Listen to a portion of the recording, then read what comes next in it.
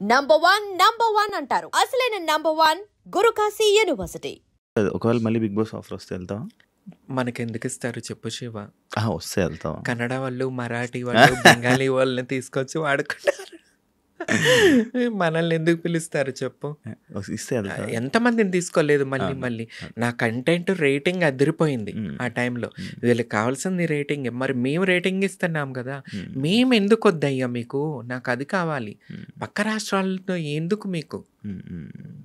పిలిస్తే వెళ్తా, ఇంట్రెస్ట్ ఉంది, చంపేస్తా, రేటింగ్ మళ్ళీ జూమ్ అని పంపిస్తా. మీ వాళ్ళు మీకే సపోర్ట్ చేయరు అంటే యాక్సెప్ట్ చేస్తావా? ఎందుకు చేయరు?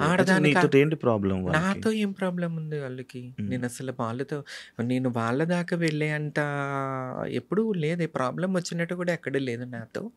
బట్ ఆడదానికి శత్రువు అన్నట్టు ఇట్లా ఉంటది అనుకుంటా. కానీ నాకు సపోర్ట్ ఉంది. సపోర్ట్ చేసేవాళ్ళు ఉన్నారు. అలాని అందరూ ఒకలాగానే ఉండరు కదా శివ. అంతే, దాంట్లో కూడా అంతే. నీకు పడతారు, అందరితో పడుతుందా? పడుతుందేముంది? ఒరిజినల్ ఎవరైతే ఉన్నారో transgenders community, original community original ఏంటి ఫేక్ ఏంటి నాకు అర్థం కాదు. ఈ మధ్య టీవీ షోల కోసం టీవీ షోస్ చేసుకుంటూ ట్రాన్స్పరెంట్గా ముక్కులు కోంచుకుని, పెదాలు కోంచుకొని, దవడలు కోంచుకొని, నుదురు కోంచుకొని, మొత్తం బాడీ సర్జరీ, ఫేస్ సర్జరీలు చేయించుకొని మమ్మల్ని తొక్కేయటం కోసం ఈ మధ్య ముందుకొస్తున్న వాళ్ళ గురించి నేను మాట్లాడను. ఎవరైతే మా కమ్యూనిటీ రిలేటెడ్ ఒరిజినల్ ఉన్నారో, చంద్రముఖి, వీళ్ళందరూ నాతో చాలా క్లోజ్ ఉంటారు. నేను వాళ్ళతో ఎప్పుడూ క్లోజ్ ఉంటా, ఎప్పుడు ఎవ్రీడే మాట్లాడుకుంటాం మేమంతా. నేను కలుస్తూ ఉంటారా. లాస్ట్ టైము రాజమండ్రి, భీమవరం మా కమ్యూనిటీ రిలేటెడ్ వాళ్ళతో కలుస్తూనే ఉంటాను. అందరూ సపోర్ట్గానే ఉంటారు. రీసెంట్ టైమ్స్లో ఇన్స్టాగ్రామ్ ఈ రీల్స్ ఇవన్నీ అయిపోయాక ఎక్కువ బయటకు వస్తున్నారేమో అని అనిపిస్తుంది. అంటే ఇన్ని రోజులు లేనిది ఇప్పుడు ఎందుకు అందరూ బయటకు వస్తున్నారు?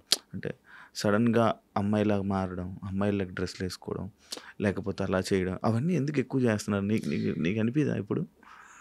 బాధ అనిపిస్తుంది, చాలా బాధ అనిపిస్తుంది. ఏమని చెప్తాం వీళ్ళకి? ఎందుకంటే ఇప్పుడు నేనున్నాను, ఈ చిన్నప్పుడు అమ్మ వాళ్ళ ఇంట్లో ఉన్నప్పుడు ఫొటోస్, ఆ లైఫ్ మాకు అసలు ఎవరికి తెలియదు కూడా. ఎప్పుడైతే మారామో అప్పటి నుంచే లైఫ్ అందరూ చూస్తూ వచ్చారు. కానీ ఈ మధ్యకాలంలో వీళ్ళు చక్కగా అందమైన పురుషుల్లాగా తిరగటం, మళ్ళీ మా చీరలా కట్టుకోవటం. ఇప్పుడు ఒక్కొక్క షోలో చూస్తున్నాం, వాళ్ళు ఆ షో వల్ల చీరలు కట్టుకుంటున్నారు, బయటకు వచ్చి అదే చీరలతో తిరుగుతూనే ఉంటున్నారు. సో దీనివల్ల ఎవరు ట్రాన్స్జెండరు, ఎవరు ఏంటనేది పబ్లిక్కి ఫుల్ కన్ఫ్యూజన్ మాత్రం వచ్చేస్తుంది ఈ సోషల్ మీడియా వల్ల. మా లాంటి వాళ్ళకి కూడా గౌరవం పాడు చేసేస్తున్నారు వీళ్ళంతా. ఎందుకంటే మేలుగా కనబడుతున్నారు, మళ్ళీ చీరలు కట్టుకుని కనబడుతున్నారు. ఇంకా వీళ్ళకి మాకు తేడా ఏం తెలుస్తుంది పబ్లిక్కి చెప్పండి? మేము పుట్టకతోనే అలా పుట్టి అలా జీవిస్తూ వచ్చిన వాళ్ళం మేము. వీళ్ళు సగం జీవితం పురుషుల్లాగా బతుకుతూ ప్యాంట్ షర్ట్లు వేసుకుని తిరిగి మళ్ళీ ఇదే జనాల ముందు సర్జరీలు చేయించుకుని చీరలు కట్టుకుని ఉంటే జనాలు ఏమనుకుంటారు? సమాజానికి అసలు ఏమని చెప్తాం మేము? అసలు చెప్పండి. ఇది చాలా జరుగుతుంది. అసలు వాళ్ళదే పై చేయగుంది. ఈ రకంగా నిజాయితీగా, ఈ రకంగా ఒరిజినల్స్ ఉన్నారు, వాళ్ళు ఎక్కడో బతుకుతున్నారు. ఈ పురుషులు చీర కట్టుకున్న వాళ్ళు జుయి అని ఎదిగిపోతున్నారు. బేసిక్ నీకు మాట్లాడడం రాదు కదా? దేనికి? అంటే టీవీ షోల్లో అంటే లైక్ ఇందాక నువ్వు చెప్పినట్టే, అంటే వాళ్ళకి కావాల్సినట్టుగా మాట్లాడడం రాదా? అది నాకు రాదు. అంటే అంత రఫ్గా ఉంటావు కాబట్టి. రఫ్ అంటే అంటే నేను చూస్తేనే భయపడేలాగా అది నా రక్తంలోనే ఉంది శివ. ఎందుకంటే నేను ట్రాన్స్ఫార్మేల్ అయి ఉండొచ్చు.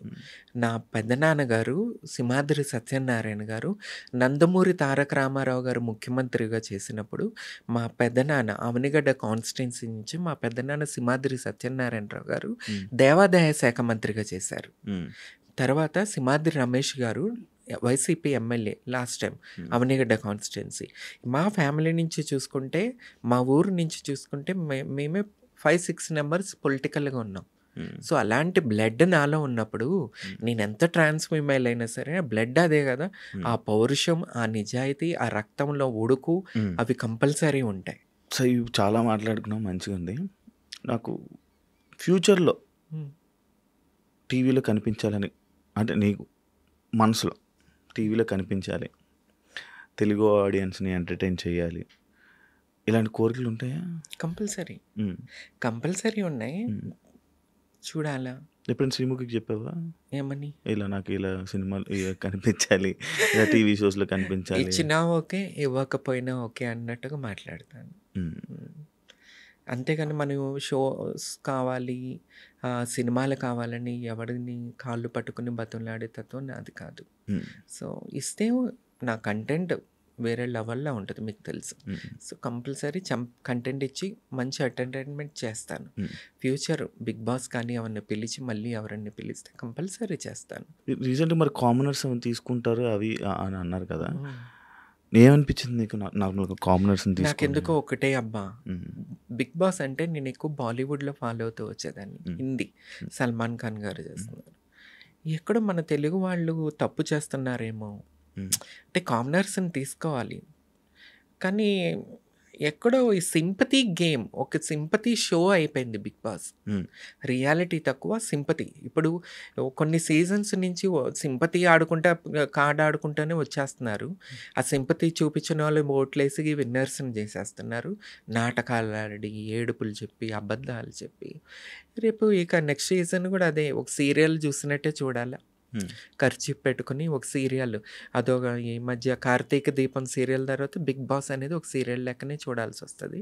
సో ఎందుకో పాడైపోతుంది షో, వాల్యూ తగ్గిపోతుంది. ఎందుకంటే సీజన్ 1, 2, 3 వరకు చూసిన 4 ఓకే, అప్పటి వరకు చూసిన షో లాగా ఇప్పుడు లేదు బిగ్ బాస్. పబ్లిక్లో కూడా చూసుకున్నా ఆ క్రేజ్ తగ్గిపోతుంది. ఎక్కడో ఛానల్స్ వాళ్ళు కొద్దిగా జాగ్రత్త పడి ఇంకా తీసుకెళ్ళాలి ముందుకని చెప్పి నేను అనుకుంటున్నాను. ఫ్యూచర్